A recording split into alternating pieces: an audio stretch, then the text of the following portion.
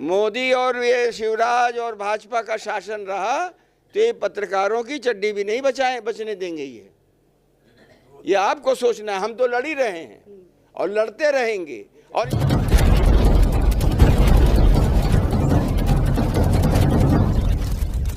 आपकी जन अदालत न्यूज़ से मैं हूं राजा भैया पाल और हमारे बीच में आज श्रीमद् भागवत कथा में पहुंचे हैं मोहन प्रकाश जी और बात करेंगे उनके कांग्रेस संगठन के बड़े नेता हैं।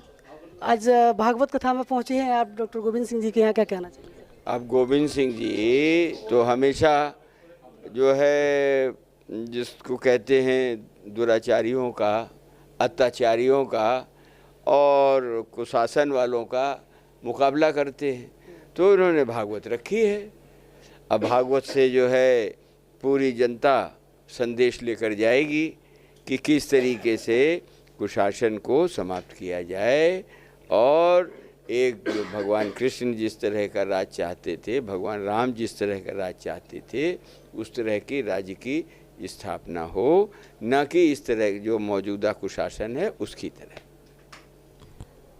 राजनीति में, बड़ी सियासत में लगातार सवाल तो उठते ही रहते हैं। कांग्रेस के पास मोदी का सामना करने के लिए बड़े विपक्ष की बात करें तो किस तरीके से सामना कर रही है? ऐसा है भाई, ये लोकतंत्र है। अब लोकतंत्र में आप देख रहे हैं कि जन भावना और जनादेश दोनों में देश में अंतर नज़र आ रहा है। कुछ मशीनी करामात भी है और मौजूदा केंद्र की सरकार तो कठपुतली सरकार है, पूंजीपतियों की सरकार है और 24 में इस देश की जनता उनको आईना दिखाई देगी। क्यों बताएं आपको कि मोदी जी को इसलिए राज में नहीं बैठाया था कि 120 और 130 रुपया पेट्रोल देंगे। वो बाबा कहाँ गया? पूछो आप पहले उससे, जो कहता था हम 40 रुपये में दे देंगे। आज कहाँ है? मोदी जी अपने इसी मुखाबिंदु से कहते थे कि पेट्रोल और डॉलर की कीमतें प्रधानमंत्री की उम्र को छू रही हैं। अब मैं उतनी घटिया बात तो नहीं कह सकता, लेकिन मोदी जी को उसी मुख से बताना चाहिए कि अब किसकी उम्र को ये कीमतें छू रही हैं। और जो सबसे बड़ी बात है, न सरकार के द्वारा और न भाजपा के द्वारा एक बार भी देश के लोगों को ये नहीं बताया जा रहा है कि भाई आखिर ये महंगाई क्यों हो रही है और इसके लिए सरकार या पार्टी क्या कदम उठा रही है और कैसे वो लोगों को राहत देने का काम करेंगे। हमारे समय में, यूपीए के समय में भी महंगाई बढ़ी थी, लेकिन महीने, 2 महीने, 2.5 महीने के अंदर अंदर कोई भी सरकार होती है वो दखल देती है, बाज़ार में दखल देती है और उससे फिर कीमतों में गिरावट आती है और लोगों को राहत पहुंचाती है। ये 200 के ऊपर खाने का तेल चल रहा है, कोई चीज़ नहीं। दवाइयों का आप देखिए, दवा नियंत्रण मूल्य जो है मोदी जी वो पॉकेट में रखने के लिए नहीं है, सजाने के लिए नहीं है, उसका उपयोग करिए। गरीब आदमी लूटा जा रहा है। तो ये देश पूरी तौर पर जो बड़े उद्योगपति हैं, और मैं ऐसा मानता हूं कि मोदी जी ने का फैसला है, भारतीय जनता पार्टी का फैसला है कि इस देश में फिर से आर्थिक गुलामी आ जाए। इसीलिए सारे संसाधन को आप बेच रहे हैं। आपको मैंडेट है क्या बेचने का? क्या इसलिए आपको वो सत्ता दी गई थी कि आप देश के अंदर जो भी संपत्ति उसको बेच रहे? LIC जीवन रेखा है, जो पेट्रोलियम पदार्थ की आप जो परेशान हैं लोग, BPCL बेच रहे हैं, जो कि 11% पेट्रोलियम पदार्थ की आपूर्ति करता है देश में।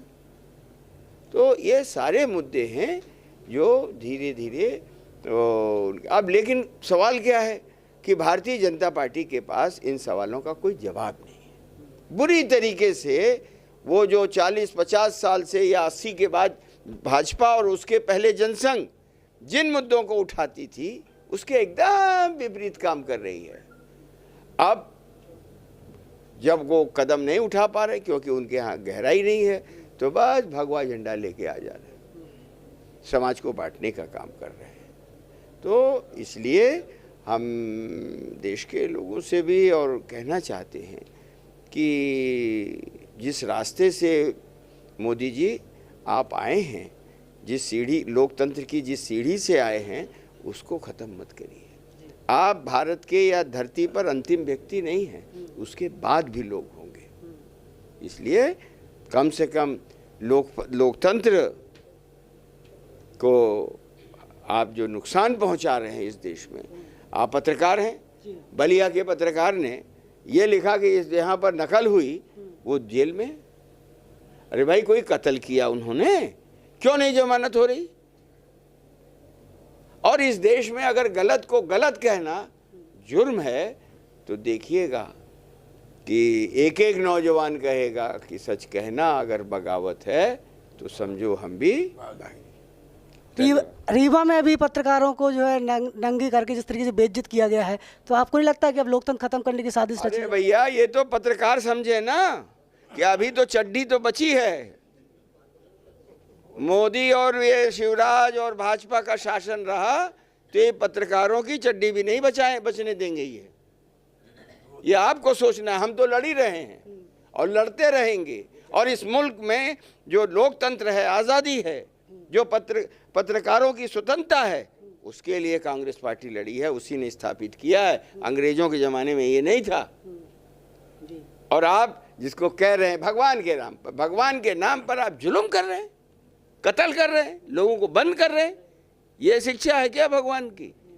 इसलिए ये लोगों को बताना आपका काम है। धन्यवाद। आखिरी सवाल, लहर का सवाल, क्या कारण है कि लगातार 35 वर्षों से यहाँ विधायक डॉक्टर गोविंद सिंह जीतते आ रहे हैं, फिर भी उनको बड़ी जिम्मेदारी नहीं दी जाती है? किसको? विधायक डॉक्टर गोविंद सिंह जी। किस तरह की आप चाहते हैं बताइए? हम चाहते हैं कि प्रदेश में उनको जिम्मेदारी सौंपी जाए। जनता का सवाल है। तो राष्ट्रीय नेता हैं, प्रदेश के नेता हैं, और बड़ी हो जाएगी आपकी, फिर करिए। लेकिन वो सम्मानित नेता हैं।